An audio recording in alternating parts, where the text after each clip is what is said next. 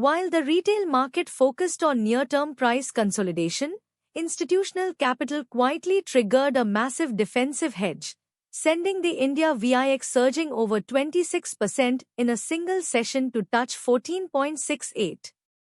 This sudden volatility expansion, reported by brokerages like HDFC Sky, marks a critical inflection point in the market's risk perception. Geopolitical tensions and coordinated equity sell-offs are forcing a dramatic repricing of asset risk across emerging markets. Large portfolio managers are no longer treating downside protection as optional, they are aggressively pricing in premium uncertainty. This is not just a brief market wobble. It is a structural shift in how smart money assesses systemic vulnerability. But to understand this sudden spike, we must first look at the mechanics of the market's primary fear gauge. The India VIX measures the expected market volatility over the next 30 days based on the order book of Nifty 50 index options. When institutional traders rush to purchase downside put options, the VIX expands rapidly. The move to 14.68 indicates that capital is preparing for much wider trading ranges and potential downward pressure. This is a fundamental departure from the low volatility environment that characterized the previous 2 quarters. For sophisticated investors, this signifies that market momentum is losing its buffer, and risk-adjusted return profiles must be actively adjusted. This volatility makes asset insulation the absolute top priority for institutional money managers. During high VIX environments, capital naturally rotates out of speculative mid-caps and high-multiple growth stocks into defensive anchors. Index heavyweights like Reliance Industries and HDFC Bank become critical risk shelters due to their robust balance sheets and massive liquid capital. These core corporate moats provide a reliable cushion because their earnings are insulated from near-term cyclical disruptions. When the broader market experiences a liquidity drain, these systemic giants maintain their operational integrity, making them the primary vehicles for institutional capital rotation during periods of global stress. And that defensive positioning is already showing up in the latest financial statements of index leaders. Despite the rising cost of equity globally, large-cap Indian corporates have maintained robust operational metrics. Profit margins for key Nifty 50 constituents have held steady, supported by strong domestic consumption and stable domestic policy. However, as the cost of raw materials fluctuates due to supply chain disruptions, we are beginning to see some pressure on gross margins. The divergence between companies that can pass on these costs to consumers and those that must absorb them is widening. This makes selective asset selection more critical than ever. Here is where the margin metrics become interesting. As global central banks maintain restrictive monetary policies, liquidity is tightening. For Indian corporates, this translates to elevated domestic borrowing costs. The spread between high-yield corporate debt and sovereign bonds is beginning to expand, signaling that lenders are demanding a higher risk premium. Consequently, companies with high leverage are seeing their interest coverage ratios decline, which directly threatens their earnings visibility. On the other hand, cash-rich enterprises are utilizing internal accruals to fund their growth, creating a clear operational advantage in a tight liquidity regime.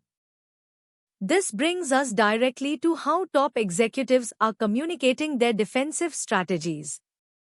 In recent earnings calls, management teams across banking and energy sectors have emphasized capital preservation and efficiency.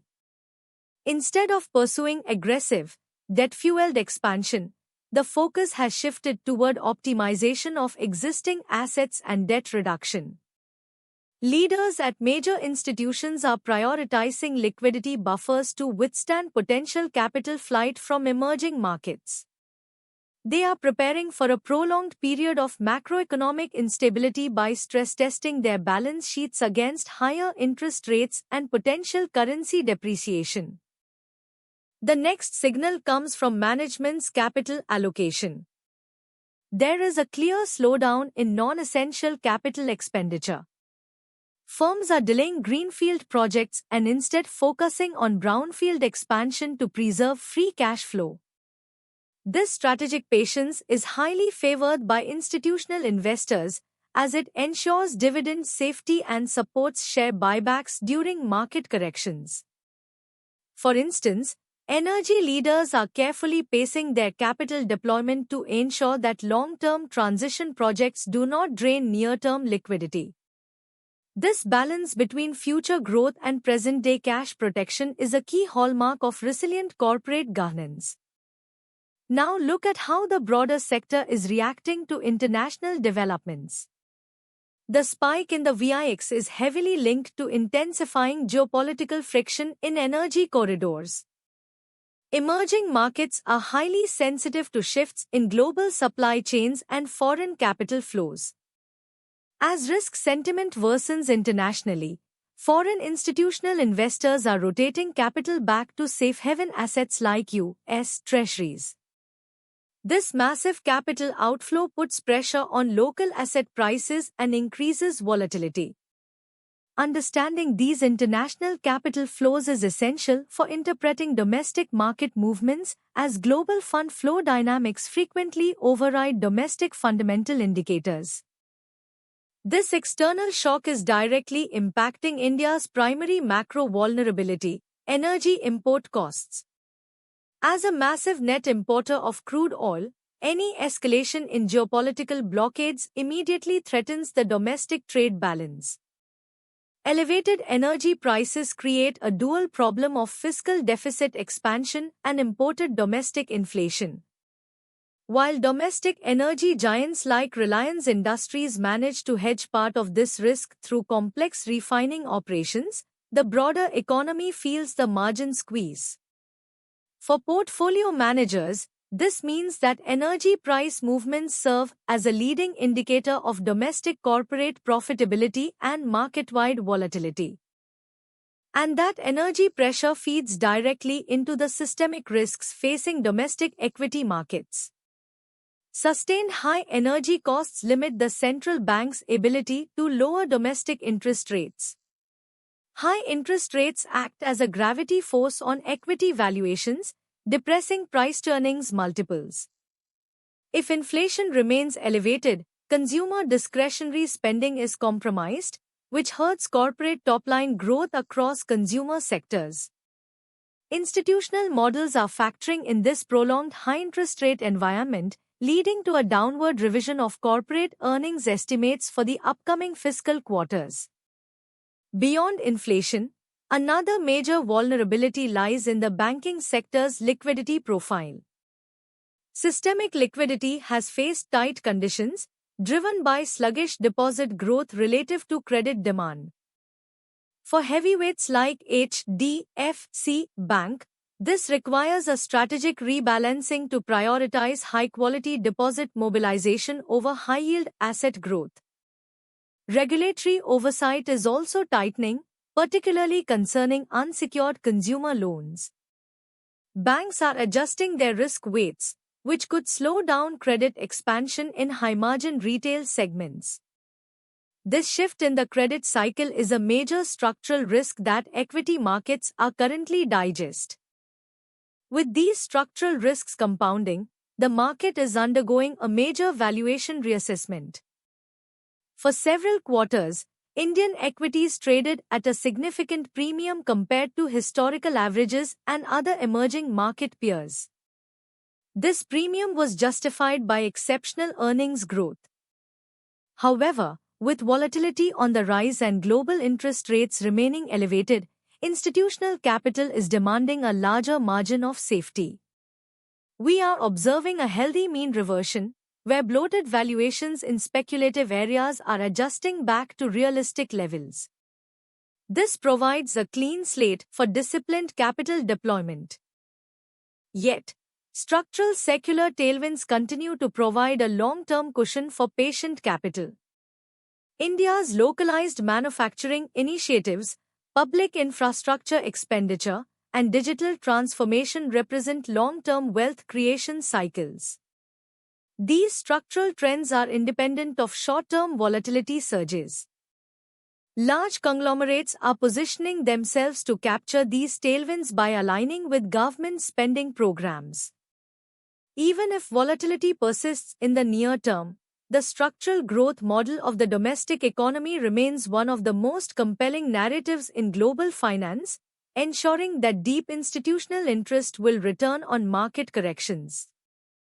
This brings us to our tactical asset allocation framework for the current high volatility regime. We are placing defensive blue chips on our breakout watch, monitoring key support zones where long-term buyers are likely to defend valuations.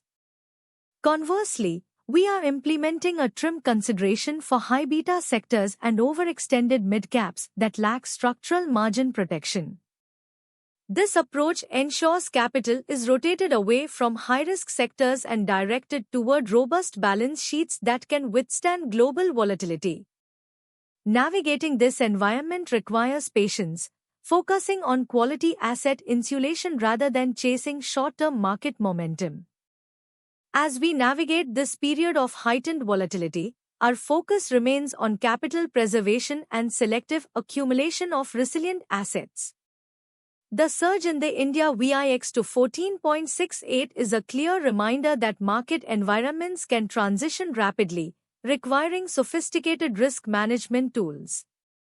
Stay aligned with structural trends, watch institutional capital rotations, and manage portfolio beta closely.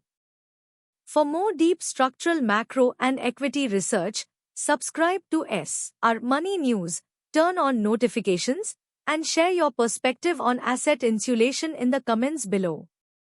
Let us know how you are positioning your portfolio for the next phase of this macro cycle.